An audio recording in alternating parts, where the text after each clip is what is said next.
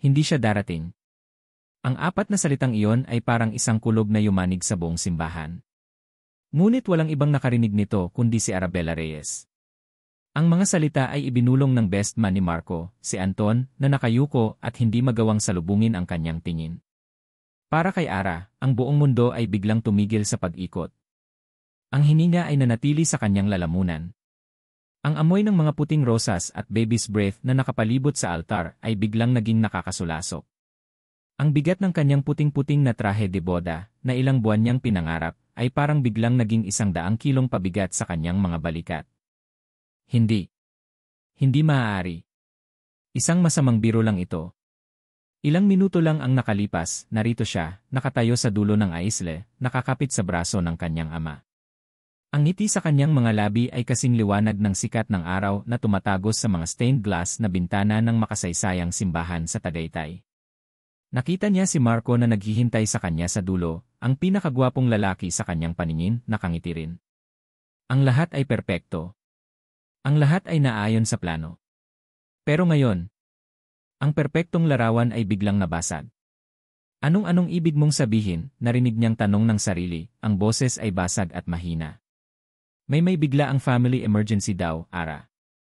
Pasensya na talaga, sabi ni Anton, halatang hindi rin alam ang gagawin. Pawis na pawis ang kanyang noo. Tumawag lang siya. Sabi niya hindi niya kaya. Family emergency. Anong klaseng emergency ang pipigil sa isang lalaki na dumalo sa sarili niyang kasal? Ang mga Valenciano ay isa sa pinakamakapangyarihang pamilya sa bansa. Walang emergency na hindi nila kayang ayusin. Naramdaman ni Ara ang pag-init ng kanyang mga mata. Ang malabong imahe ng mga bisita na nakaupo sa simbahan ay nagsimulang maghalo-halo. Ang dating masayang bulungan ay napalitan ng isang nakakabinging katahimikan na sinundan ng isang mas malakas at mas nakakainsultong bulungan. Parang mga bubuyog. Mga bubuyog na handang sumaksak. Naririnig niya ang mga pira-pirasong salita. Anong nangyari? Kawawa naman. Nakakahiya. Hiya. Iyon ang nararamdaman niya. Isang matinding kahihiyan na parang kumakain sa kanya ng buo. Nakatayo siya rito, isang nobya na walang nobyo. Isang palabas para sa daan-daang tao. Ang kanyang pangarap na araw ay naging kanyang pinakamasamang bangungot. Naramdaman niya ang marahang pagtapik ng kanyang ama sa kanyang likod, isang pag-alo na hindi sapat para alisin ang sakit. Anak, tayo na, bulong nito. Pero hindi siya makagalaw. Ang kanyang mga paa ay parang nakadikit sa sahig na marmol. Ang pag-alis ay nangangahulugang pag-amin sa katotohanan. Pag-amin na iniwan siya. Pag-amin na lahat ng ito ay isang malaking pagkakamali. Ang mga luha na kanina pa niya pinipigilan ay nagsimula ng bumagsak. Isa-isa. Mabilis. Walang tigil. Bumagsak ang mga ito sa bukwet ng mga bulaklak na hawak niya, ang kanyang mga kamay ay nanginginig na. Napayuko siya, hinahayaan ang kanyang belo na takpan ang kanyang mukha, sinusubukang itago ang kanyang pagkawasak mula sa mga mapanuring mata ng mundo. Ang kanyang pag-iyak ay naging mga hikbi. Mahina sa simula, tapos ay lumakas, hindi na niya mapigilan. Wala na siyang pakialam kung sino ang nakakarinig. Wala na si Marco. Wala na ang kanilang mga pangarap. Wala nang natira. At sa gitna ng kanyang pagkasira, sa gitna ng ingay ng kanyang sariling pighati, isang pares ng itim, makintab na sapatos na katad ang huminto sa kanyang harapan. Dahan-dahan niyang itinaas ang kanyang tingin. Isang lalaki ang nakatayo roon. Hindi niya ito kilala. Matangkad ito, nakasuot ng isang simpleng itim na suit, at may mga matang seryoso at malalim, tila nakikita ang kaluluwa niya. Walang awa sa kanyang mga mata, walang paghuhusga. Tanging isang kakaibang intensidad. Hiwalayan mo na siya, sabi ng lalaki. Ang boses nito ay kalmado at matatag, isang malinaw na tunog sa gitna ng kaguluhan. Napakunot ang noo ni Ara, hindi maintindihan. Ano? Ang lalaking nang iwan sa iyo sa altar, paglilinaw nito, na parang sinasabi ang pinakaordinaryong bagay sa mundo. Hiwalayan mo na siya. Hindi makapagsalita si Ara. Sino ang lalaking ito para sabihin sa kanya ang dapat gawin? Ang lalaki ay yumuko ng bahagya para magpantay ang kanilang mga mata. Ang kanyang tingin ay hindi bumibitaw. Ako ang pakasalan mo. Napasinghap si Ara. Ang mga bulungan sa paligid ay biglang tumigil. Maging ang kanyang pag-iyak ay nahinto. Narinig ba niya ng tama? Ang kanyang utak, na kanina pamanhid sa sakit, ay sinusubukang iproseso ang sinabi nito. Dito, dagdag ng lalaki, ang kanyang boses ay hindi nagbabago. Ngayon din ni. Tumingin si Ara sa paligid. Ang mga mata ng lahat ay nakatuon sa kanila. Sa kanya at sa estrangherong ito. Ang kanyang ama ay mukhang naguguluhan. Si Anton, ang best man, ay nakanganga. Isang kabaliwan. Ito ay isang purong kabaliwan. Ngunit sa ilalim ng lahat ng sakit at kahihiyan, isang bagong damdamin ang nagsimulang umusbong sa loob ni Ara. Isang maliit na titis ng apoy. Pagsuway. Galit. Isang desperadong pagnanais na bawiin ang kahit kapirasong dignidad na ninakaw sa kanya. Si Marco ang nag-iwan sa kanya. Si Marco ang naglagay sa kanya sa sitwasyong ito. Siya ang sentro ng isang malaking biro. Pero paano kung babaguhin niya ang katapusan ng biro? Tumingin siyang muli sa estranghero. Sa kanyang mga mata, wala ang mga kasinungalingan at mga pangakong napako na nakita niya kay Marco. Ang nakikita niya ay isang alok. Isang daan palabas. Isang paraan para hindi matapos ang araw na ito bilang ang babaeng iniwan sa altar, kundi bilang ang babaeng pumili ng ibang landas. Ito ang pinakabaliw na desisyon na gagawin niya sa kanyang buong buhay. Isang desisyon na isinilang mula sa desperasyon. Isang desisyon na siguradong pagsisisihan niya. Pero sa sandaling iyon, wala na siyang pakialam. Huminga siya ng malalim, ang nanginginig niyang hininga ay napuno ng tapang na hindi niya alam na mayroon siya. Tinitigan niya ang mga mata ng estranghero, isang estrangherong nag-aalok sa kanya ng isang hindi kapanipaniwalang pagtakas. At sa isang bulong na halos siya lang ang makarinig, isinuko niya ang lahat. Hindi siya makapaniwala. Ang salitang na namutawi sa mga labi ni Arabella ay umalinggaw sa isip ni Gael, mas malakas pa sa organ ng simbahan, mas nakakabingi pa sa mga bulungan ng mga usisero. Sa isang iglap, ang kanyang padalos-dalos na alok, na isinilang mula sa pinaghalong awa at isang hindi maipaliwanag na udyok, ay naging isang katotohanang hindi na niya mababawi. Ano ang ginawa niya? Naramdaman niya ang mga mata ng lahat na nakatutok sa kanila.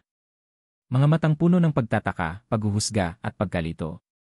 Nakita niya ang ama ni Ara, na tila nawalan ng kakayahang magsalita, ang kamay ay nakabitin pa rin sa ere kung saan dapat nakakapit ang kanyang anak. Walang oras para mag-isip. Walang oras para magsisi. Kailangan niyang kumilos. Dahan-dahan, iniabot ni Gael ang kanyang kamay kay Ara. Nag-alinlangan ito sandali, ang mga mata nitong namumugto ay tumingin sa kanyang kamay, pagkatapos ay sa kanyang mukha. Sa huli, tinanggap nito ang kanyang kamay. Ang balat nito ay malamig na parang yelo. Tara na, bulong niya, sapat lang para marinig nito. Nagsimula silang maglakad papalabas ng simbahan. Ang bawat hakbang ay parang 1 kilometro ang haba. Ang daan palabas ay isang dagat ng mga mukhang nakanganga at mga bibig na bumubulong. Binaliwala sila ni Gael. Ang tanging mahalaga sa sandaling iyon ay ang babaeng nasa tabi niya, na ang bigat ng mundo ay tila pasan-pasan sa kanyang mga balikat na nababalutan ng puting puntas. Paglabas nila sa malaking pinto ng simbahan, ang sikat ng araw ay tila isang insulto. Isang paalala ng kung ano dapat ang araw na ito. Mabilis niyang iginaya si Ara papunta sa kanyang lumang kotse na nakaparada sa di kalayuan, isang sasakyang mukhang kahiyahiya kung itatabi sa mga mamahaling sasakyan ng mga bisita. Pinagbuksan niya ito ng pinto. Pumasok si Ara sa loob ng walang imik, ang kanyang magarang trahe de boda ay halos mapuno ang buong passenger seat. Umikot si Gael at umupo sa driver's seat, at sa pagsara niya ng pinto, tila isinara na rin niya ang pinto sa kanyang dating buhay. Nagsimula ang biyahe sa isang nakakabinging katahimikan. Ang tanging maririnig ay ang ugong ng makina at ang mahinang tunog ng gulong sa kalsada. Sinulyapan ni Gael si Ara. Nakatingin lang ito sa labas ng bintana, hindi gumagalaw, parang isang magandang estatwa na gawa sa paghati. Ang kanyang perpektong ayos ay nagsisimula ng masira, may ilang hibla ng buhok na kumawala, at ang kanyang maskara ay bahagyang kumalat sa ilalim ng kanyang mga mata. Ano ang tumatakbo sa isip niya? Pagsisisi? Galit? Takot? Hindi alam ni Gael. At hindi niya alam kung paano magsisimula ng usapan. Anong sasabihin mo sa isang babaeng kakakasal mo lang, ilang minuto matapos siyang iwan ng sarili mong kapatid? Kinuyom niya ang kanyang mga kamay sa manibela. Pananagutan. Iyon ang nararamdaman niya. Isang biglaang responsibilidad para sa babaeng ito na hindi niya kilala. Ang biyahe mula sa malamig na hangin ng Tagaytay patungo sa magulong kalsada ng Quezon City ay parang walang katapusan. Iniwan nila ang mga malalagong puno at malalawak na tanawin at pumasok sa isang mundo ng semento, bakal at ingay. Isang mundong mas angkop sa realidad ng kanilang sitwasyon. Huminto siya sa harap ng isang simpleng apartment building. Ito ang kanyang mundo. Malayo sa karangyaan ng mga Valenciano, malayo sa mansyon sa Forbes Park kung saan siya lumaki bilang isang anino. Nandito na tayo, sabi niya sa wakas. Hindi sumagot si Ara. Dahan-dahan lang itong lumingon sa kanya, ang mga mata nito ay blanko. Bumaba si Gael at muli siyang pinagbuksan ng pinto. Inalalayan niya itong bumaba, ang laylayan ng bestida nito ay sumayad sa maalikabok na semento. Nang buksan niya ang pinto ng kanyang apartment, isang bagong uri ng katahimikan ang sumalubong sa kanila. Ang kanyang lugar ay maliit ngunit malinis.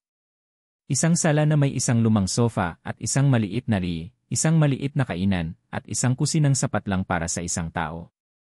Ito ang kanyang santuwaryo, ang kanyang pagtakas mula sa kanyang pamilya. Ngayon, ang santuwaryo na iyon ay may bago ng residente. Pumasok si Ara, ang kanyang presensya ay tila napakalaki para sa maliit na espasyo. Dahan-dahan siyang umikot, tinitingnan ang bawat sulok. Hindi mabasa ni Gael ang ekspresyon sa mukha nito. Pagkadismaya ba? O simpleng pagmamasid lang? Pasensya na ito lang ang kaya kong ialok sa ngayon, sabi niya, pakiramdam niya ay kailangan niyang magpaliwanag. Umiling lang si Ara, hindi pa rin nagsasalita. Yung kwarto. Turo ni Gael sa nag-iisang saradong pinto. Sa'yo na yan. Dito na lang ako sa sofa matutulog. Tumango lang ulit ito. Dahan-dahan itong naglakad papunta sa kwarto, ang bawat hakbang ay mabigat. Bago ito pumasok, huminto ito at lumingon sa kanya. Salamat, bulong nito, ang unang salitang narinig niya mula rito simula nang umalis sila sa simbahan. Pagkatapos ay pumasok na ito at isinara ang pinto. Naiwan si Gael sa sala, nakatayo at hindi alam ang gagawin. Napabuntong hininga siya at naupo sa sofa, ipinikit ang kanyang mga mata. Ang bigat ng kanyang desisyon ay unti-unting lumulubog sa kanyang kamalayan. Pero habang nakaupo siya roon, sinusubukang ayusin ang magulo niyang isip, isang tunog ang pumutol sa katahimikan. Hindi isang hikbi. Hindi isang sigaw. Isang matalas na paghinga na parang may nakitang multo. Pagkatapos, biglang bumukas ang pinto ng kwarto. Nakatayo roon si Ara. Ang blankong ekspresyon sa kanyang mukha ay nawala na.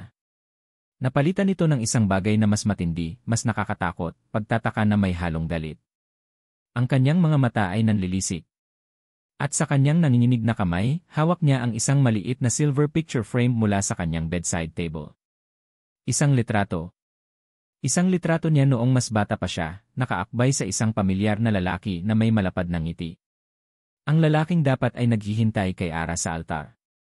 Dahan-dahang itinaas ni Ara ang kanyang tingin mula sa litrato patungo sa mga mata ni Gael. Ang sakit at pagkalito sa kanyang mukha ay parang isang punyal na tumusok sa dibdib ni Gael. Sino ka ba talaga? Tanong ni Ara, ang boses nito ay nanginginig sa isang emosyon na hindi na kayang itago. Bakit may litrato kayo ni Marco? Ang picture frame ay parang isang piraso ng yelo sa kanyang nanginginig na kamay. Malamig. Matigas. Totoo. Ang nakangiting mukha ni Marco sa litrato ay parang isang multo mula sa nakaraan, isang nakaraan na ilang oras pa lang ang lumipas ngunit parang 1,000 taon na ang layo. At sa tabi niya ang lalaking ito. Ang estrangherong nagligtas sa kanya, o iyon ang akala niya. Ang kanyang biglaang asawa. Ang dalawang imahe, ang lalaking nang iwan at ang lalaking dumating, ay magkatabi, magkaakbay, magkasama. Bakit may litrato kayo ni Marco? Ulit ni Ara, ang bawat salita ay parang bubog na lumalabas sa kanyang lalamunan. Ang pagod at pighati na kanina pa bumabalot sa kanya, ay biglang napalitan ng isang bagong enerhiya. Isang malamig, matalim na enerhiya na nagngangalang galit. Tumayo si Gael mula sa sofa. Sa paningin ni Ara, ang bawat galaw nito ay tila planado, kalkulado. Hindi na ito ang misteryosong tagapagligtas. Isa na itong kasinungalingan na may mukha.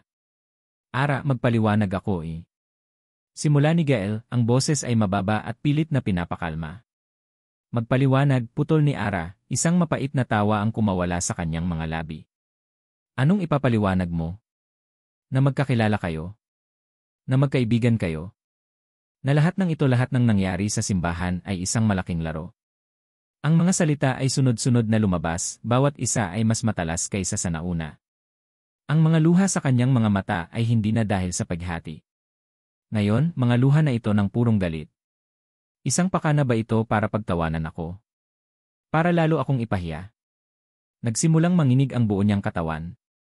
Kulang pa ba yung ginawa niya? Kailangan may kasama pang grand finale. At ikaw ang bida. Ibinaba ni Gael ang kanyang tingin. Tumingin ito sa sahig, sa kanyang mga sapatos, kahit saan basta huwag lang sa mga mata ni Ara. Sa ginawa niyang iyon, para na rin niyang inamin ang lahat. Sa isip ni Ara, iyon ay pagkumpirma ng kanyang pagkakasala. Tumingin ka sa akin, sigaw niya, at nagulat siya sa sarili niyang lakas. Sabihin mo sa akin ang totoo. Sino ka ba talaga? Sa wakas, itinaas ni Gael ang kanyang ulo. Ang kanyang mga mata ay puno ng isang emosyon na hindi maintindihan ni Ara. Pagsisisi. Pagod. Sakit. Hindi niya alam at wala na siyang pakialam. Kapatid ko si Marco, pag-amin nito sa isang halos pabulong na boses. Kapatid sa ama. Ang apat na salitang iyon ay tumama kay Ara na parang isang malakas na sampal. Huminto ang kanyang paghinga.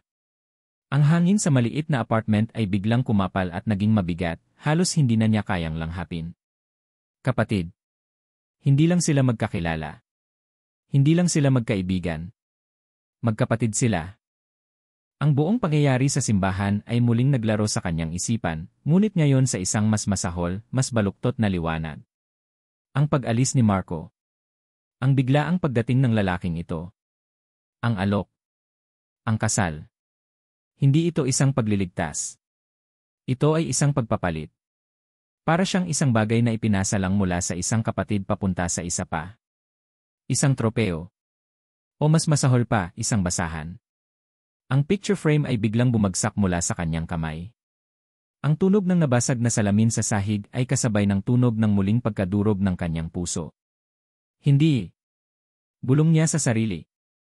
Nagsimula siyang umatras, palayo kay Gael, palayo sa katotohanan ito. Hindi totoo. Ara, pakinggan mo ako eh. Huwag, sigaw niya, itinaas ang kanyang kamay na parang panangga. Huwag kang lalapit sa akin. Mga manloloko kayo. Pare-pareho lang kayo. Ang apartment na kanina lang ay parang isang kanlungan ay naging isang kulungan. Ang mga pader ay tila lumalapit sa kanya. Kailangan niyang makaalis. Walang pag-aalinlangan, tumalikod si Ara at tumakbo papunta sa pinto. Ang kanyang trahe de boda, na kanina lang ay simbolo ng kanyang mga pangarap, ay naging isang pabigat. Ang laylayan nito ay sumasabit sa kanyang mga paa, halos maging dahilan para siya madapa. Ngunit hindi niya ininda. Ang tanging nasa isip niya ay ang makalabas, makahinga, makalayo sa kasinungalingang ito. Hinawakan niya ang seradura ng pinto, ang kanyang mga daliri ay nanginginig at hirap na ipihit ito. Pakiramdam niya ay hinahabol siya, hindi ng isang tao, kundi ng apelyidong Valenciano. Isang apelyido na sumira sa kanya at ngayon ay kumukulong sa kanya sa maliit na espasyong ito. Bago pa man niya mapihit ang pinto, isang kamay ang humawak sa kanyang braso. Mahigpit. Hindi masakit pero hindi mayaalis. Huwag, sabi ni Gael sa likuran niya. Naramdaman ni Ara ang hininga nito malapit sa kanyang tainga. Huwag kang umalis. Bitiwan mo ako, sigaw ni Ara, pilit na binabawi ang kanyang braso. Nagpumiglas siya pero mas malakas ito. Ang hawak nito ay parang isang kadena. Bitiwan mo ako, sabi. Isa ka ring Valenciano. Manloloko. Pakinggan mo muna ako, Ara. Please, pagmamakaawa nito. Ang boses nito ay hindi na kalmado. May bahid na ito ng desperasyon, isang tunog na pumutol sa kanyang pagwawala. Huminto siya sa pagpupumiglas. Ngunit nanatili siyang nakatalikod dito, ang kanyang likod ay matigas sa galit. Ang kanyang dibdib ay mabilis na umaakyat baba, hinahabol ang hiningang ninakaw ng kanyang emosyon. Pakinggan ka, sabi niya, ang boses ay puno ng lason. Para saan pa? Para sabihin mo sa akin na kasama ka sa plano ni Marco. Na pinagpustahan niyo ako. Ano, natalo ba siya sa pustahan, kaya ikaw ang sumalo sa akin? Naramdaman niya ang paghigpit ng hawak nito sa kanyang braso. Hindi. Hinding-hindi ko gagawin yon. Talaga, lumingon siya, hinarap ito, ang mga mata nila ay ilang pulgada lang ang pagitan. Ang luha ay muling dumaloy sa kanyang mga pisngi, pero ngayon ay may kasama ng apoy. Kung ganoon, bakit ka nandoon? Bakit mo ako inalok ng kasal? Para ano? Para pagselosin siya. Para ipakita sa pamilya niyo na kaya mong agawin ang dapat sa kanya. Gamit na gamit ba ako sa inyo, Gail? Hindi ito nakasagot kaagad. Tinitigan lang siya nito, ang mga mata ay parang isang malalim na balon ng mga sikretong hindi niya kayang sisirin. Ang kanyang pananahimik ay mas lalong nagpatunay sa mga hinala ni Ara. Napailing siya, isang mapait na ngiti ang sumilay sa kanyang mga labi. Tama nga ako. Isa lang itong laro sa inyo. At ako ang naging laruan. Muli siyang tumalikod at sinubukang buksan ang pinto, pero hindi pa rin siya binitawan ni Gail. Hindi laro to, Ara, sabi nito, ang boses ay mas matatag na ngayon, mas may diin. Hinawakan nito ang kanyang balikat at dahan-dahan siyang ipinihit paharap muli. Huwag kang umalis, ulit nito, ang kanyang mga mata ay nakikiusap. Pakinggan mo muna ako. Tinitigan siya ni Ara, ang galit at sakit ay naglalaban sa loob niya. Gusto niyang sumigaw, manakit, tumakbo. Pero may isang bagay sa mga mata nito, isang bigat, isang katotohanan na hindi pa nasasabi, na pumigil sa kanya. May dahilan ang lahat ng ito. Ang mga salitang, may dahilan ang lahat ng ito, ay binitawan ni Gael na parang isang huling baraha. Isang desperadong sugal. Nakita niya ang pag-aalinlangan sa mga mata ni Ara, isang maliit na siwang sa pader ng galit na itinayo nito sa kanilang pagitan. Ito na ang kanyang pagkakataon. Dahan-dahan niyang binitawan ang braso nito. Isang senyales ng pagsuko, isang paanyaya para ito manatili at makinig. Hindi ito gumalaw. Isang magandang senyales. Umupo ka muna, Ara, sabi niya, ang boses ay mas mahinahon na ngayon. Parang awa mo na. Tinitigan siya nito ng ilang sandali, na parang sinusuri kung nagsasabi siya ng totoo. Sa huli, dahan-dahan itong lumayo sa pinto at naupo sa dulo ng sofa, ang kanyang katawan ay naninigas pa rin sa tensyon. Ang kanyang magarang bestida ay nakakalat sa sahig na parang isang puting alon ng kalungkutan. Huminga ng malalim si Gail. Ito na. Ang nanay ko si Donna Esmeralda Valenciano ni. Simula niya at ang pagbanggit pa lang sa pangalan nito ay nagdulot ng pait sa kanyang dila. Hindi niya gusto ang kasal ninyo ni Marco.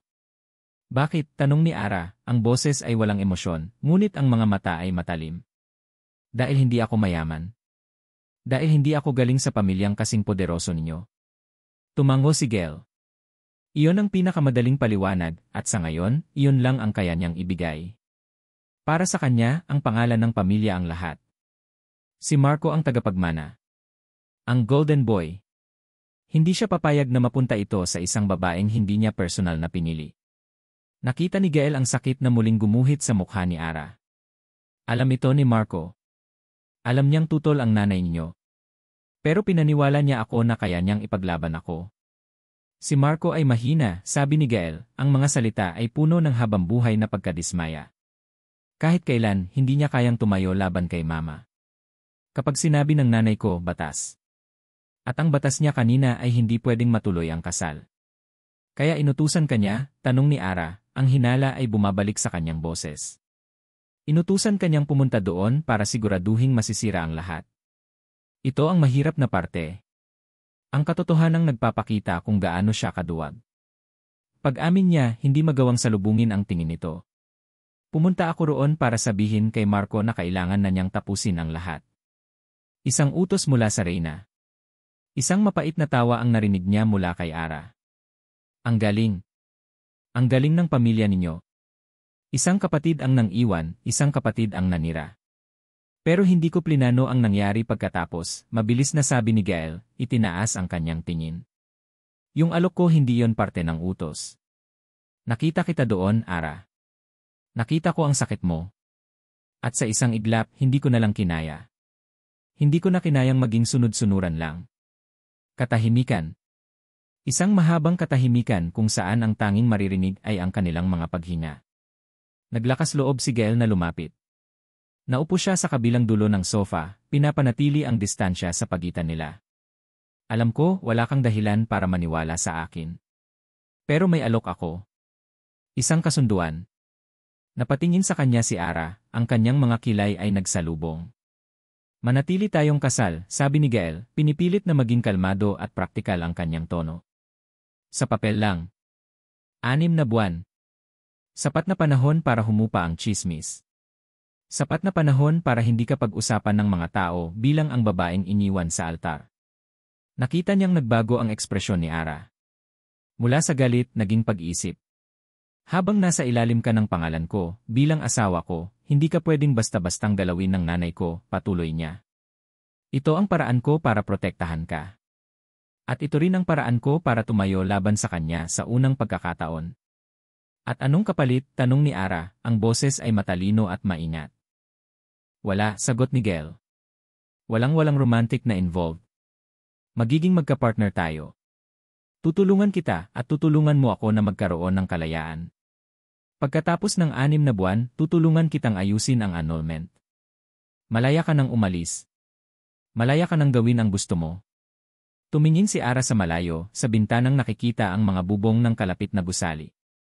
Nakita ni Gael ang pagtatalo sa kanyang isipan. Ang kanyang pride ay sumisigaw na tumanggi, na tumakbo palayo. Pero ang realidad ng kanyang sitwasyon, walang pera, walang lugar na mapupuntahan, at isang kahihiyang kailangang harapin ay nagsasabi ng iba. Matagal siyang hindi nagsalita. At nang sa wakas ay lumingon siya pabalik kay Gael, ang kanyang mga mata ay pagod na. Wala na ang apoy. Ang natira ay resignasyon. Isang mabagal, halos hindi mahahalata na pagtango. Iyon lang. Isang tango. Pero para kay Gael, iyon na ang sagot. Napabuntong hininga siya, hindi niya namalayang kanina pa pala niya pinipigilan ang kanyang paghinga. Nagsimula ang kanilang bagong, kakatwang buhay sa isang tango. Nagsimula na ang kanilang kasunduan. Tumayo si Gael. Maghahanda ako ng tubig, sabi niya, para lang masabi, para lang may gawin. Pumunta siya sa kusina. Kumuha ng baso. Binuksan ang gripo. Ang bawat galaw ay parang napakabagal, napaka-awkward. Nang bumalik siya sa sala dala ang isang basong tubig, nakita niyang nakaupo pa rin si Ara sa parehong posisyon, nakatingin sa kawalan. Inabot niya ang baso. Nagtama ang kanilang mga daliri ng ilang segundo. Isang kuryenteng dumaloy sa pagitan nila, hindi kilig, kundi tensyon. At sa sandaling iyon, isang malakas na katok ang yumanig sa kanilang pinto. Hindi ito isang ordinaryong katok. Ito ay malakas, may otoridad, at walang pasensya. 3 sunod-sunod na malalakas na tunog. Bang! Bang! Bang! Agad na nanlamig ang dugo ni Gael. Alam niya kung kaninong katok iyon. Isang katok na narinig na niya sa buong buhay niya. Isang katok na laging nangangahulugan ng gulo. Napatingin siya kay Ara na napatalon din sa gulat. Nakita niya ang takot sa mga mata nito. Lumingon si Gael sa pinto, ang kanyang mukha ay biglang namutla. Ang pakiramdam ng kalayaan na naramdaman niya kanina ay biglang naglaho. Nandito siya. Ang 3 malalakas na katok sa pinto ay parang mga putok ng baril sa nakabibinging katahimikan ng apartment. Napatalon si Ara at ang baso ng tubig na hawak niya ay halos matapon. Nandito siya. Ang 2 salitang iyon mula kay Gael ay hindi pa bulong. Ang mga ito ay isang babala, puno ng isang bigat na hindi pa naririnig ni Ara sa boses nito. Nakita niyang namutla ang mukha ni Gael, ang kanyang mga balikat ay biglang nanigas. Ang lalaking kanina lang ay buong tapang na humarap sa kanyang galit ay biglang nagmistulang isang batang naghihintay ng parusa. Kung sino man ang nasa labas ng pintong iyon, kinatatakutan siya ni Gael. At ang realisasyong iyon ay nagpadala ng takot sa buong sistema ni Ara. Dahan-dahang lumakad si Gael papunta sa pinto.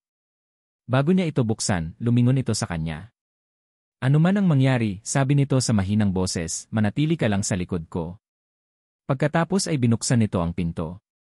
Ang babaeng nakatayo sa labas ay tila galing sa ibang mundo. Matangkad, balingkinitan, at nakasuot ng isang damit na gawa sa mamahaling tela na ang presyo ay marahil sapat na para bayaran ang renta sa apartment na ito sa loob ng 1 taon. Ang kanyang buhok ay perpektong nakaayos, ang kanyang mga alahas ay kumikinang kahit sa madilim na pasilyo. Ngunit hindi ang kanyang damit o alahas ang nakakuha ng atensyon ni Ara. Ito ay ang kanyang mga mata. Malamig, matigas, at puno ng paghamak. Ang mga matang iyon ay hindi man lang tumingin kay Gael. Dumiretso ang tingin nito sa loob ng apartment, nilibot ang bawat sulok na parabang isang agila na naghahanap ng daga. Ang kanyang ilong ay bahagyang kumunot na tila may naamoy siyang hindi kaaya-aya. Dito ka na pala nakatira ngayon, Gael, sabi ng babae, ang boses ay kasing lamig ng kanyang mga mata. Akala ko ba may natitira ka pang kahihiyan? Pumasok ito sa loob ng hindi man lang naghihintay na paanyayahan. Dala nito ang isang aura ng kapangyarihan na tila nagpaliit sa buong silid. Siya si Donna Esmeralda Valenciano. Alam ito ni Ara kahit hindi pa siya nagpapakilala. Pagkatapos, ang mga matang iyon ay tuluyan ng napako kay Ara. Naramdaman ni Ara ang tingin na iyon na parang isang pisikal na bagay, sinusuri siya mula ulo hanggang paa. Mula sa kanyang magulong buhok, sa kanyang namumugtong mga mata, hanggang sa kanyang trahe de boda na ngayon ay lukot-lukot na. Naramdaman niya ang init na umakyat sa kanyang mga pisngi. Pakiramdam niya ay isa siyang maruming basahan sa sahig ng isang palasyo. Gusto niyang magtago, gusto niyang maging invisible. Kaya pala, sabi ni Donna Esmeralda, isang mapanuyang ngiti ang sumilay sa kanyang mga labi. Ito pala yon. Ang babaeng sumira sa pangalan ng pamilya ko. Hindi nakasagot si Ara. Ang kanyang dila ay parang nakatali. Magkano, biglang tanong ng matandang babae, ang kanyang boses ay matalas na parang kutsilyo. Magkano ang kailangan mo para mawala? Sabihin mo ang presyo mo. Naramdaman ni Ara na parang sinampal siya. Ang kahihiyan ay napalitan ng isang umaapaw na galit. Sino ang babaeng ito para tratuhin siya na parang isang bagay na mabibili? Mama, tama na, sabi ni Gael, ang kanyang boses ay pilit at pigil. Ngunit binaliwala siya ni Donna Esmeralda. Ang mga mata nito ay nanatiling nakatutok kay Ara. Mula sa kanyang mamahaling Hermes bag, kinuha nito ang isang checkbook at isang pluma. Dahan-dahan itong pumirma sa isang blankong tseke, ang bawat galaw ay isang insulto. Pagkatapos, ipinatong niya ang tseke sa maliit na mesa sa pagitan nila. Hindi inyabot. Ipinatong. Na parang isang basura. Pirmahan mo ang annulment papers. Punan mo ang tseke kahit magkano ang gusto mo, utos nito. At mawala ka na sa buhay ng mga anak ko. Iyon na. Ang huling patak. Ang huling hibla ng kanyang pagtitimpi ay naputol. Ang mga luha ay muling namuo sa kanyang mga mata, pero sa pagkakataong ito, hindi niya hahayaang makita ng babaeng ito ang kanyang kahinaan. Yumuko siya, kinuyom ang kanyang mga kamao, at hinintay na lang na matapos ang lahat. Ngunit isang bagay ang nangyari. Isang anino ang dumaan sa kanyang harapan. Si Gael. Tumayo ito sa pagitan niya at ni Donna Esmeralda. Ang kanyang likod ay isang biglaang pader na humaharang sa kanya mula sa mga mapanirang mata ng matanda. Dahan-dahang kinuha ni Gael ang tseke mula sa mesa. Tinitigan niya ito ng ilang segundo. Akala ni Ara ay ibibigay nito sa kanya. Akala niya ay susuko na rin ito. Ngunit hindi. Sa isang mabilis at marahas na galaw, pinunit ni Gael ang tseke sa gitna. Pagkatapos ay pinunit niya itong muli. At muli. Hanggang sa ang mga piraso nito ay parang puting konfeti na bumagsak sa sahig. Hindi, sabi ni Gael, ang kanyang boses ay mababa at puno ng isang panganib na hindi pa naririnig ni Ara dati. Napatingin si Donna Esmeralda sa kanyang anak, sa unang pagkakataon ay nagpakita ng gulat. Ano ang sinabi mo? Sabi ko, hindi, ulit ni Gael, mas malakas na ngayon, ang kanyang mga mata ay nag-aapoy. Itinuro niya si Ara na nasa likuran niya. Asawa ko siya, Mama. Ang bawat salita ay parang isang deklarasyon. Isang pag-ari. Isang paninindigan. At karapatan kong protektahan siya. Ang panga ni Donna Esmeralda ay nanigas. Wala kang karapatan, Gael. Isa kang pagkakamali. Umalis ka na, putol ni Gael, ang kanyang boses ay isang utos na hindi na maaring baliin. Umalis ka na sa pamamahay ko. Ngayon din ni. Nagtagisan sila ng tingin ang mag-ina. Isang labanan ng kalooban na mas matindi pa sa anumang sigawan. Sa huli, si Donna Esmeralda ang unang bumitaw. Isang huling, puno ng pagbabantang tingin ang ibinigay niya kay Gael, at pagkatapos ay kay Ara. Pagsisisihan mo ito, sabi niya, bago tumalikod at lumabas, ang malakas na pagsara ng pinto ay nag-iwan ng isang yumanig na katahimikan. Naiwan silang dalawa sa apartment. Ang tanging maririnig ay ang kanilang mabibigat na paghinga at ang mga piraso ng punit na tseke sa sahig. Dahan-dahang lumingon si Gael para harapin si Ara. Ang kanyang mukha ay pagod, ngunit ang kanyang mga mata ay matatag. At sa sandaling iyon, sa gitna ng pagkawasak ng kanyang buhay, isang bagong damdamin ang nagsimulang umusbong sa puso ni Ara. Isang bagay na hindi niya inaasahan. Isang bagay na hindi niya dapat maramdaman. Pag-asa. Isang maliit, nanginginig, ngunit hindi maikakailang pag-asa. Ang katahimikan na naiwan pagkatapos ng pag-alis ni Donna Esmeralda ay mas mabigat kaysa sa kanyang presensya. Para itong isang kumot na bumalot sa apartment, puno ng mga hindi nasabing salita at mga emosyong hindi pa napoproseso. Yumuko si Gael at isa-isang pinulot ang mga piraso ng punit na tseke. Ang bawat piraso ay isang simbolo ng kanyang pagsuway. Isang maliit na tagumpay sa isang habambuhay na digmaan. Pero ang tagumpay ay may kasamang pagod. Pakiramdam niya ay tumakbo siya ng isang marathon. Nang itapon niya ang mga papel sa basurahan, napansin niyang nakatayo pa rin si Ara sa parehong lugar, nakatingin sa kanya. Ang galit sa mga mata nito kanina ay napalitan na ng isang bagay na mas komplikado. Isang pinaghalong pagkalito, pagtataka, at marahil isang bakas ng pasasalamat. Walang nagsalita. Hindi nila alam kung paano sisimulan. Ang nangyari ay masyadong malaki, masyadong personal. Gutom ka na ba? Tanong ni Gael sa wakas, para lang basagin ang katahimikan. Isang ordinaryong tanong sa isang napaka-ekstraordinaryong sitwasyon. Umiling si Ara. Hindi. Okay lang ako. Pero alam ni Gael na hindi siya okay. Sino ba namang magiging okay matapos ang araw na ito? Lumipas ang ilang araw sa ganoong estado. Isang maingat na sayaw sa loob ng maliit na apartment. Siya ay natutulog sa sofa, si Ara ay sa kwarto. Nag-uusap lang sila kapag kailangan. Good morning. May pagkain na sa mesa. Good night. Ang kanilang kasunduan ay parang isang manipis na yelo na kanilang tinatapakan. Pareho silang takot na mabasag ito. Isang gabi, habang naghahanda si Gael ng hapunan, adobong manok, ang tanging alam niyang lutuin ng maayos, pumasok si Ara sa kusina. Sa mga nagdaang araw, lagi lang itong naghihintay sa sala. Ito ang unang beses na kusa itong lumapit. Tulungan na kita, alok nito sa mahinang boses. Nagulat si Gael. Sigurado ka? Okay lang, kaya ko na to. Gusto kong tumulong, sabi nito, at mayroon sa tono nito na nagsasabing hindi ito simpleng alok, kundi isang pangangailangan. Isang pangangailangan na gumawa ng isang bagay na normal, isang bagay na pamilyar. Tumango si Gael. CJ, pwede mo bang hiwain yung mga bawang at sibuyas? Nagtrabaho sila ng tahimik, magkatabi sa maliit na espasyo. Ang tunog lang ng kutsilyo sa sangkalan at ang kumukulong adobo ang maririnig. Pero ang katahimikan ay hindi na kasing bigat ng dati. Mayroon na itong bahid ng companionship. Ingat, sabi ni Gael nang mapansin niyang muntik nang masugatan ni Ara ang kanyang daliri. Huminto ito sa paghiwa at napatingin sa maliit na sugat. Okay lang, maliit lang, sabi nito. Pero kumuha pa rin si Gael ng first aid kit. Dahan-dahan niyang kinuha ang kamay nito. Ang balat nito ay malambot at mas mainit na ngayon kaysa noong unang araw. Nilagyan niya ng alkohol ang bulak at napapikit ito nang maramdaman ang hapdi. Sorry, bulong niya. Okay lang, sagot nito. Habang mainat niyang nilalagyan ng band-aid ang daliri nito, ang kanilang mga daliri ay nagkadikit. Isang simpleng pagdampi lang, pero para kay Gael, parang isang maliit na kidlat ang gumapang sa kanyang braso. Agad niyang binitawan ang kamay nito na parabang napaso. Nag-iwas sila ng tingin. Ang hangin ay muling napuno ng isang kakaibang tensyon. Isang tensyon na hindi na dahil sa galit o takot. Isang bagay na bago. Isang bagay na mas delikado. Ang amoy ng adobong naluluto ang nagligtas sa kanila. Luto na yata, sabi ni Gael, bumalik ang atensyon sa kalan.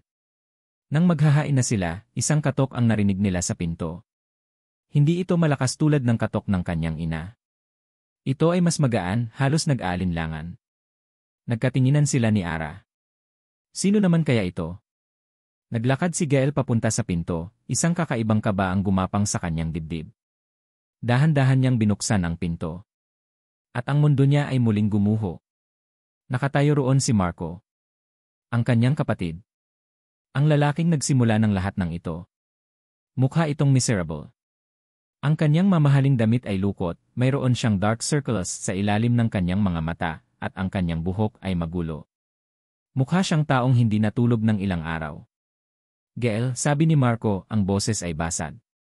Pagkatapos ay tumingin ito sa likuran ni Gael at nakita si Ara, na nakatayo sa may kusina, naninigas sa gulat.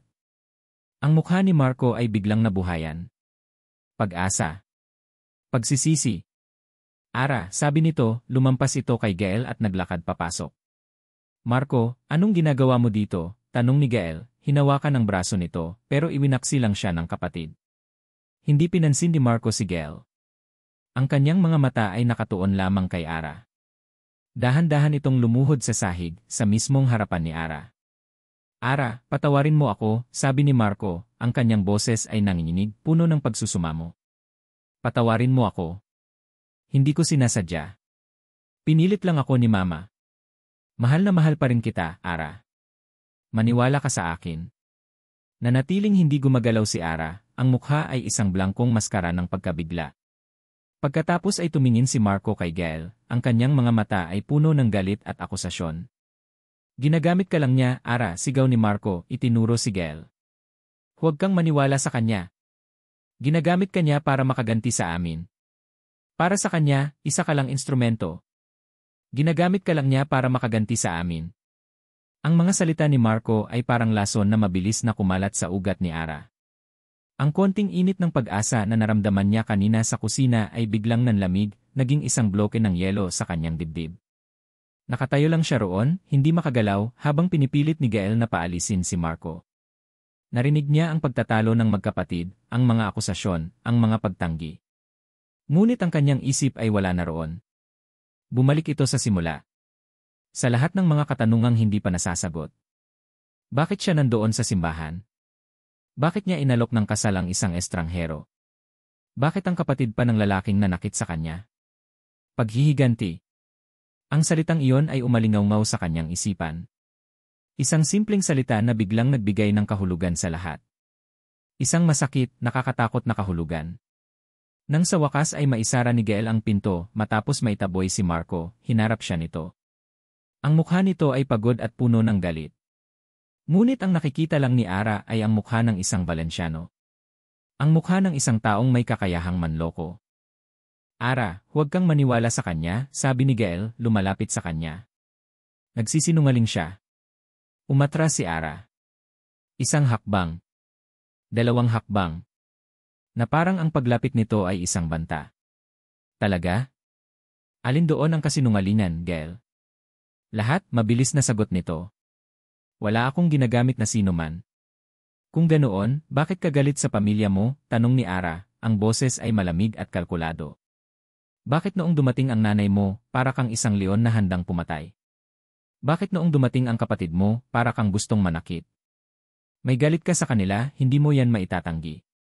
Nakita ni Ara ang pagbabago sa mukha ni Gael. Ang pagtanggi ay napalitan ng pag-iwas. Komplikado, Ara. Komplikado, ulit ni Ara, isang mapait na ngiti ang sumilay sa kanyang mga labi. Lahat na lang ba ng tungkol sa'yo, sa pamilya mo, ay laging komplikado? Ang bawat alaala ng kabaitan ni Gael sa mga nakalipas na araw ay biglang nabahira ng duda. Ang pagtanggol niya sa kanya laban kay Donna Esmeralda. Para ba talaga yun sa akin, o para lang ipakita sa nanay niya na kaya niyang lumaban?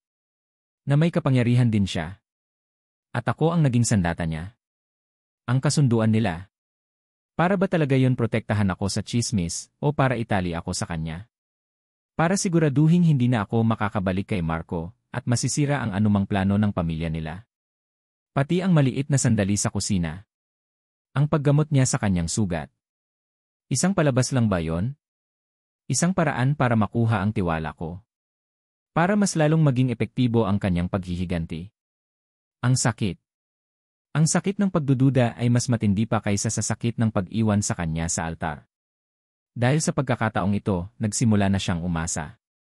Nagsimula na siyang maniwala na marahil, sa gitna ng lahat ng kaguluhan, may isang taong totoo. Sagutin mo ako, Gael, sabi niya, ang boses ay nagsisimula ng manginig. Totoo ba? Ginagamit mo ba ako laban sa kanila? Tumingin sa kanya si Gael, ang kanyang mga mata ay puno ng paghihirap. Hindi sa paraang iniisip mo. Hindi sa paraang iniisip ko, sigaw ni Ara, hindi na napigilan ang emosyon. May iba pa bang paraan? May mabuting paraan ba para gamitin ang isang tao? Ang sakit na nararamdaman ko, ang kahihiyan na dinanas ko, ginawa mo lang ba yung oportunidad? Hindi. Ara, maniwala ka sa akin. Paano ako maniniwala sa'yo, putol niya? Lahat ng sinasabi mo, komplikado, hindi mo maintindihan. Ayaw mong sabihin ang buong katotohanan dahil alam mong may tinatago ka. Dahil alam mong kapag sinabi mo, lalabas at lalabas na tama si Marco. Yumuko si Gael, ang kanyang mga kamao ay nakakuyom sa kanyang tagiliran. Ang kanyang pananahimik ay isang sigaw. Sa pandinig ni Ara, ito ay isang pag-amin. Tama na. Ayaw na niya. Pagod na siyang maging laruan. Pagod na siyang maging parte ng gulo ng pamilyang ito. Tumalikod si Ara at naglakad ng mabilis papunta sa kwarto. Hindi siya lumingon. Hindi niya pinakinggan ang pagtawag ni Gael sa kanyang pangalan. Pagsara niya ng pinto, isinandal niya ang kanyang likod dito, at doon na bumuhos ang kanyang mga luha. Mga luha ng galit. Mga luha ng katangahan. Lalo na sa sarili niya dahil hinayaan niyang maniwala. Hinayaan niyang umasa. Pero hindi siya magtatagal sa pag-iyak. Kinuha niya ang maliit na bag na dala niya noong una siyang dumating dito. Binuksan niya ang aparador at walang awang kinuha ang ilang damit na ipinahiram sa kanya ni Gael. Walang pag-aalinlangan. Walang pagsisisi. Kailangan niyang umalis. Kailangan niyang mabawi ang sarili niya. Nang matapos siyang mag-impake, huminga siya ng malalim. Pinunasan niya ang kanyang mga luha. Itinuwid niya ang kanyang likod. Binuksan niya ang pinto. Nakatayo roon si Gael, naghihintay. Ang kanyang mukha ay puno ng sakit at pagsusumamo. Pero huli na ang lahat. Ang manipis na yelo ng tiwala ay tuluyan ng nabasag. Tumingin si Ara diretso sa kanyang mga mata, ang kanyang sariling mga mata ay malamig at walang emosyon. Tama si Marco, sabi niya, ang bawat salita ay matigas at pinal. Isa lang itong laro sa'yo. Itinaas niya ang bag na hawak niya. Aalis na ako. Ang salitang aalis na ako ay parang isang pinal na hatol. Nakita ni Gael ang determinasyon sa mga mata ni Ara, isang malamig na pader na itinayo nito, at alam niyang wala siyang anumang salita para wasakin yon. Ara, huwag, sabi niya, ang boses ay desperado. Huwag kang umalis ng ganito. Mag-usap tayo. Wala na tayong dapat pag-usapan, sagot nito, hindi man lang nag-alinlangan. Hinawakan nito ng mahigpit ang bag at nagsimulang maglakad papunta sa pinto. Bawat hakbang nito palayo ay parang isang saksak sa kanyang dibdib. Susundan na sana niya ito, hahawakan, pipigilan, kahit pa magmakaawa siya, nang isang malakas na katok ang muling yumanig sa kanilang pinto. Sa pagkakataong ito, hindi ito ang may otoridad na katok ng kanyang ina, o ang nag-aalinlangang katok ni Marco. Ito ay isang maikli, propesyonal na tapik. Nagkatinginan sila ni Ara, parehong natigilan. Nag-aalangan, binuksan ni Gael ang pinto.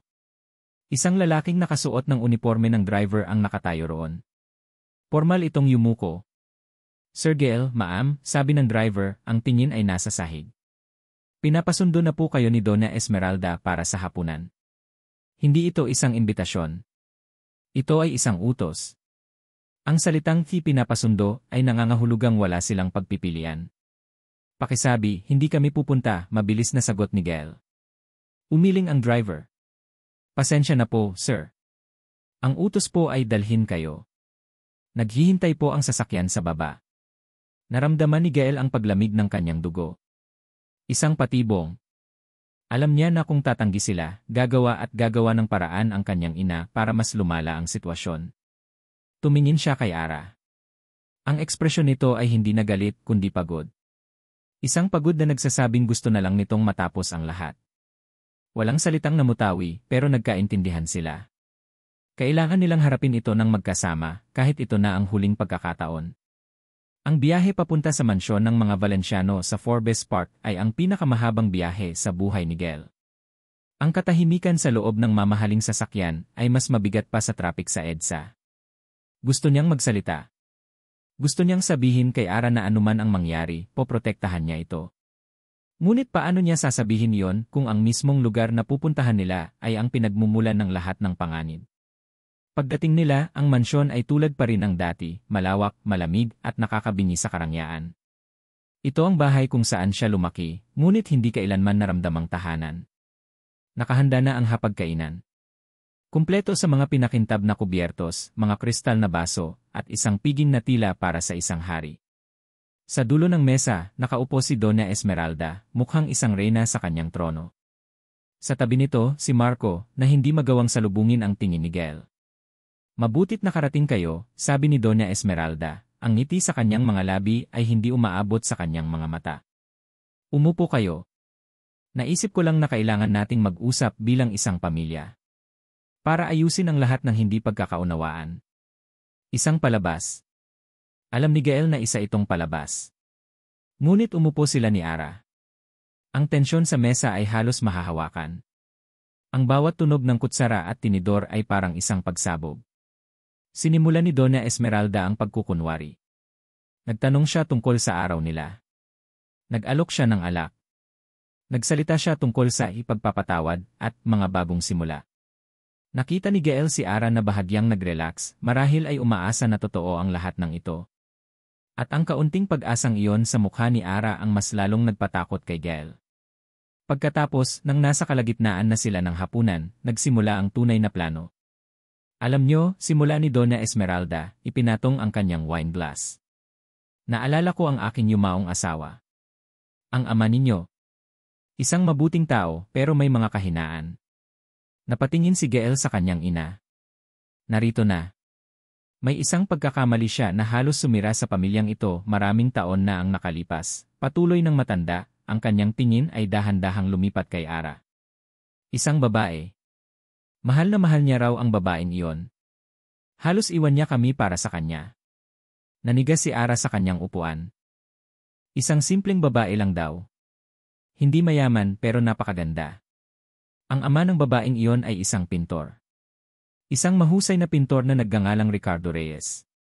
Sa pagbanggit ng pangalan, nakita ni Gael ang lahat ng kulay na nawala sa mukha ni Ara. Nakita niya ang pagkalito na naging pagkaunawa at ang pagkaunawa na naging purong sindak. Ricardo Reyes. Ang ama ni Ara. Ang ama mo, Hija, sabi ni Dona Esmeralda, na parang isang ahas na tumutuklaw. Ang ama mo ang naging dahilan kung bakit halos masira ang pamilya ko. Hindi makahinga si Ara. Ang kanyang mga kamay ay nanginginig sa ibabaw ng mesa. Ngunit hindi pa tapos si Dona Esmeralda. Tumingin ito ngayon kay Gael, ang kanyang mga mata ay puno ng malademonyong tagumpay. At ikaw, Gael, sabi nito, ang boses ay puno ng lason. Napakagaling mong umarte. Alam mo ang lahat ng ito, hindi ba? Alam mo kung sino siya. At ginamit mo ang pagkakataon. Ginamit mo ang sakit ng babaeng ito para makapaghiganti sa kapatid mo at sa akin. Isang perpektong, baluktot na plano. Nakatitig lang si Gael, hindi makapagsalita. Ang akusasyon ay isang kasinungalingan, pero ang epekto nito ay totoo. Nakita niya ang tingin ni Ara sa kanya, isang tingin ng sukdulang pagkakanulo. Ang huling hibla ng tiwala, kung mayroon pa mang natira, ay tuluyan ng naging abo. Ngumisi si Dona Esmeralda, tinitingnan ang pagkawasak na nilikha niya. Tingnan mo nga naman ang tadhana, sabi niya, ang kanyang boses ay isang taghoy ng tagumpay. Ang anak ng kabit ng asawa ko, nagpakasal sa anak ko sa labas. Anong laking kahihiyan? Ang anak ng kabit nagpakasal sa anak ko sa labas. Ang mga salita ni Dona Esmeralda ay hindi na parang lason. Ang mga ito ay isang bomba. Isang bombang sumabog sa gitna ng hapagkainan at winasak ang lahat. Ang mundo ni Ara ay gumuho sa isang iglap. Hindi niya marinig ang ingay. Hindi niya marinig ang matagumpay na tawa ng matanda, ang pag-ubo ni Marco, o ang pagtawag ni Gael sa kanyang pangalan. Ang tanging naririnig niya ay ang ugong sa kanyang mga tainga, isang malakas na tunog ng pagkawasak. Ang kanyang ama. Ang kanyang mabait, tahimik na ama na pumanaw ilang taon na ang nakalipas. Ang ama na iginuhit siya ng paulit-ulit na nagsasabing siya ang kanyang obra maestra. Ang amang minahal niya ng buong puso ay may madilim na sikreto. At ang sikretong iyon ay bumalik para sirain siya. At si Gael. Ang lalaking nagsimulang maging kanlungan niya. Ang lalaking nagtanggol sa kanya. Alam niya. Alam niya ang lahat. Ang bawat kilos, bawat salita, bawat sulyap, lahat ay kasinungalingan. Isa siyang malaking tanga. Isang taang 2 beses nagpauto sa magkapatid na Valenciano. Naramdaman niyang tumayo siya. Hindi niya alam kung paano pero ang kanyang mga binti ay gumalaw sa sarili nitong kagustuhan. Kailangan niyang umalis. Kailangan niyang tumakbo. Ara, narinig niya ang sigaw ni Gael sa likuran niya, malayo, na parang galing sa ilalim ng tubig. Hindi siya lumingon. Tumakbo siya. Tumakbo siya palabas ng dining room, sa malawak na pasilyo na may mga mamahaling painting, sa marmol na sahig ng foyer, at palabas sa malaking pinto ng mansyon. Ang malamig na hangin ng gabi ang sumalubong sa kanya. At kasabay nito ang pagbuhos ng ulan. Hindi isang ambon. Isang malakas, galit na ulan na tila nakikiramay sa kanyang nararamdaman. Nagpatuloy siya sa pagtakbo. Wala siyang pakialam kung saan siya pupunta. Wala siyang pakialam sa ulan na bumabasa sa kanyang damit at buhok, na gumuguhit ng malamig na linya sa kanyang balat. Ang bawat patak ay parang mga luhang hindi na niya kayang ilabas. Ang sakit ay masyadong malalim para sa mga luha. Ang mga ilaw ng mansyon sa kanyang likuran ay nagsimulang lumabo. Ang tanging naririnig na lang niya ay ang malakas na buhos ng ulan at ang sarili niyang mabigat na paghinga. Sa loob ng mansyon, ang katahimikan na iniwan ni Ara ay mas nakakabingi pa kaysa sa kanyang pagtakbo. Tinitigan ni Gael ang bakanting upuan, pagkatapos ay ang pinto kung saan ito nawala. Pagkatapos, dahan-dahan niyang ibinaling ang kanyang tingin sa kanyang ina. Nakaupo pa rin si Donna Esmeralda, may isang ngiti ng tagumpay sa kanyang mga labi, na para bang nanalo ito sa isang laro ng chess. Well, that was easier than thought. Isang bagay ang naputol sa loob ni Gael. Ang mahabang pisi ng pasensya na pinanghawakan niya sa buong buhay niya ay tuluyan ng napigtas. Sa isang marahas na galaw, hinampas niya ang mesa. Ang mga plato ay tumalsik, ang mga baso ay nabasag, ang alak ay kumalat na parang dugo sa puting mantel. Napatalon sa gulat si Marco. Maging si Donna Esmeralda ay natigilan, ang ngiti ay nawala sa kanyang mukha. Masaya sigaw ni Gael, ang kanyang boses ay isang kulob na yumanig sa buong silid. Isang boses na hindi pa kailanman narinig ng kanyang ina mula sa kanya. Nasira ba ni lahat? Masaya mama. How dare you, sigaw pabalik ni Donna Esmeralda, tumatayo. Wala kang utang na loob. Utang loob, isang mapait, baliw na tawa ang kumawala kay Gael. Utang na loob para sa ano? Sa pagpapalaki sa akin na parang isang anino. Sa pagpapaalala sa akin araw-araw na isa lang akong pagkakamali. Sa paggamit sa akin laban sa sarili kong kapatid. Iyon ba ang utang na loob na sinasabi mo? Lumapit siya kay Marco na napaurong sa takot. At ikaw, dinuro niya ang kapatid. Sunod-sunuran ka pa rin sa kanya. Hanggang kailan ka magiging tuta, Marco? Hinayaan mong sirain niya ang babaeng mahal mo raw. Ang duwag mo. Gael, tama na Pakiusap ni Marco nanginginig.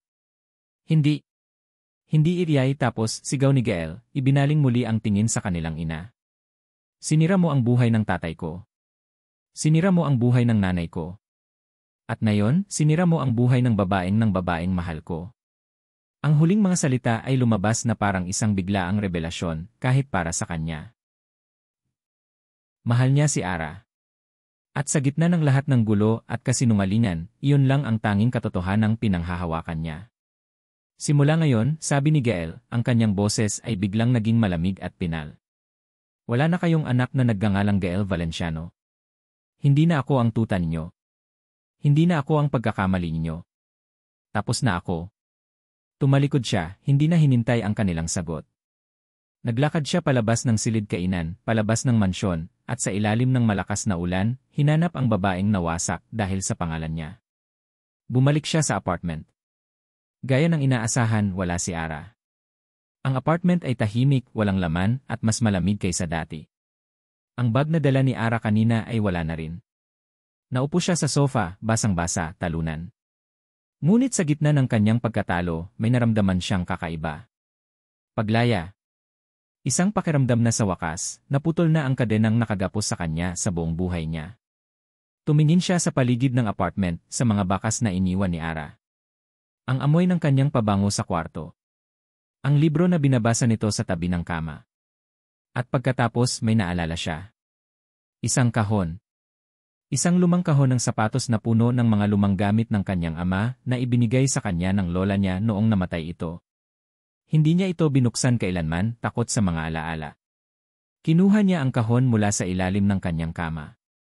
Alikabok at amoy ng lumang papel ang sumalubong sa kanya. Sa loob, may mga lumang litrato, isang sirang relo, at sa ilalim ng lahat, isang sobre. Isang sobreng naninilaw na, nakapangalan sa kanyang ina, ang tunay niyang ina. Binuksan niya ito. Sa loob, isang sulat. Isang sulat mula sa kanyang ama. Mahal kong Elena, basa niya sa isip. Patawarin mo ako. Pinipilit niya ako. Sabi niya, kung hindi kita iiwan, sisirain niya hindi lang ako, kundi pati ikaw at ang magiging anak natin. Para sa kaligtasan niyo, lalayo ako. Ngunit tandaan mo, kayo ang tunay kong pamilya. Kinuyom ni Gael ang sulat. Ang papel, na marupok na dahil sa katandaan, ay halos mapunit sa kanyang kamay. Ang bawat salita ay isang patunay. Isang testamento sa isang buhay na hindi nangyari, sa isang pag-ibig na sinira ng parehong babaeng sumira sa pag-ibig niya ngayon.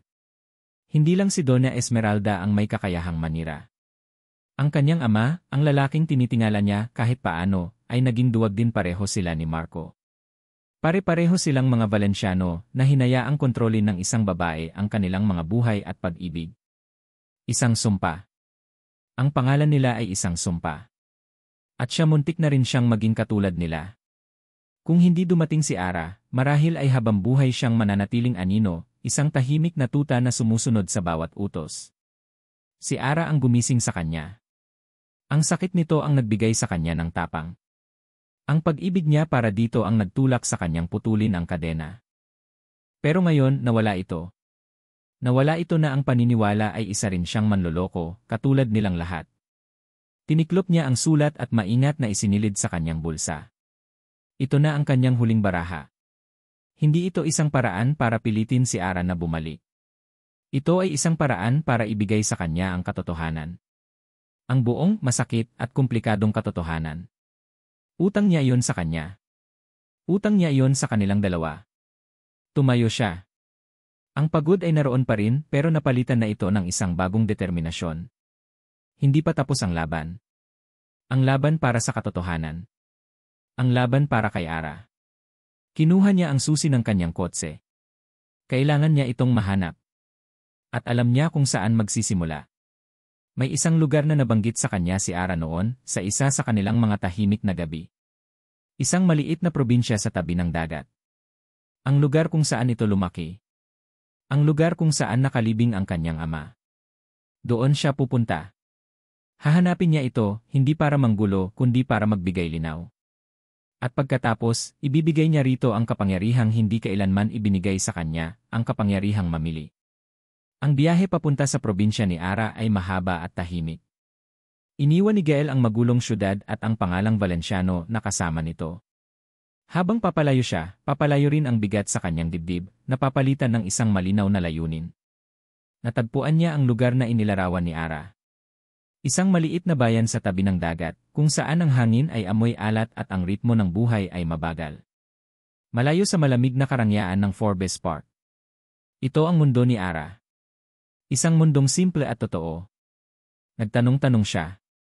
Sa isang maliit na bayan, lahat ay magkakakilala. Hindi nagtagal, itinuro sa kanya ang daan papunta sa dalampasigan kung saan madalas daw mapag-isa si Ara. At doon, nakita niya ito. Nakaupo ito sa isang malaking driftwood na inanod sa pampang, nakatanaw sa walang katapusang dagat. Ang kanyang buhok ay hinahangin. Ang kanyang damit ay simple. Mukha siyang pagod, ngunit mayroon ng kapayapaan sa kanyang anyo na hindi nakita ni Gael noon. Hindi na siya ang nobyang umiiyak sa simbahan o ang asawang galit sa apartment. Siya lang. Si Ara. Dahan-dahan siyang lumapit, ang bawat hakbang sa buhangin ay isang mabigat na tunog. Natakot siya na sa paglingon nito at makita siya, tatakbo itong muli. Ngunit nang lumingon ito, hindi ito tumakbo. Tinitigan lang siya nito, ang mga mata ay kalmado, naghihintay. Huminto si Gael ilang talampakan ang layo mula rito, binibigyan ito ng espasyo. Walang salitang namutawi sa pagitan nila. Ang alon lang ng dagat ang nagsasalita para sa kanila. Hindi siya nagsimula sa mga salitang, patawarin mo ako, o maniwala ka sa akin. Alam niyang pagod na si Ara sa mga salita. Sa halip, kinuha niya mula sa kanyang bulsa ang naninilaw na sulat. Dahan-dahan siyang lumapit at iniabot ito kay Ara. Hindi ko alam, sabi niya sa mahinang boses, sinasagot ang tanong na alam niyang nasa isip nito. Nalaman ko lang lahat kagabi matapos mong umalis. Iyan ang sulat ng tatay ko para sa nanay ko. Nag-alinlangan si Ara, ngunit kinuha pa rin niya ang sulat. Binuksan niya ito, at habang binabasa niya ang mga salita, nakita ni Gael ang unti-unting pagbabago sa kanyang mukha. Ang tigas ay lumambot.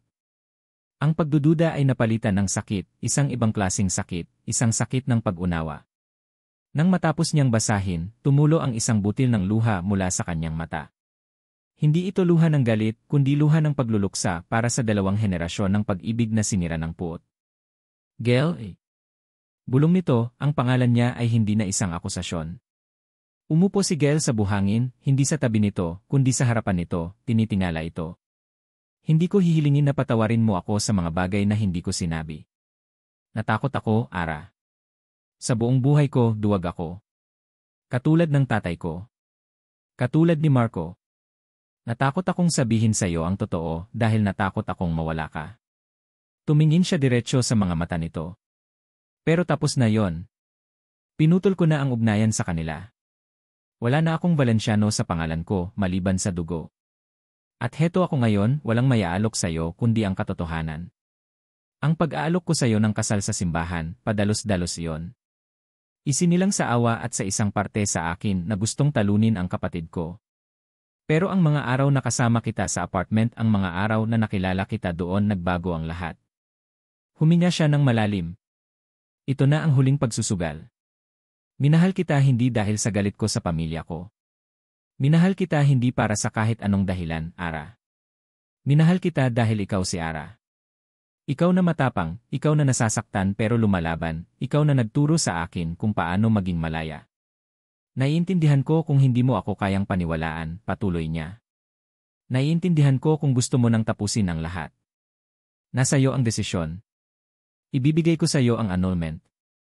Ibibigay ko sa iyo ang kalayaan. Iyon lang ang tanging maibibigay ko ng walang kasinungalingan. Hindi nagsalita si Ara. Ibinalik nito ang tingin sa dagat. Ang araw ay nagsisimula ng lumubog, nagpipinta ng kulay kahel at lila sa kalangitan. Ang katahimikan ay mahaba, at sa bawat segundong lumilipas, nararamdaman ni Gael ang pagbigat ng kanyang puso, naghahanda para sa hatol.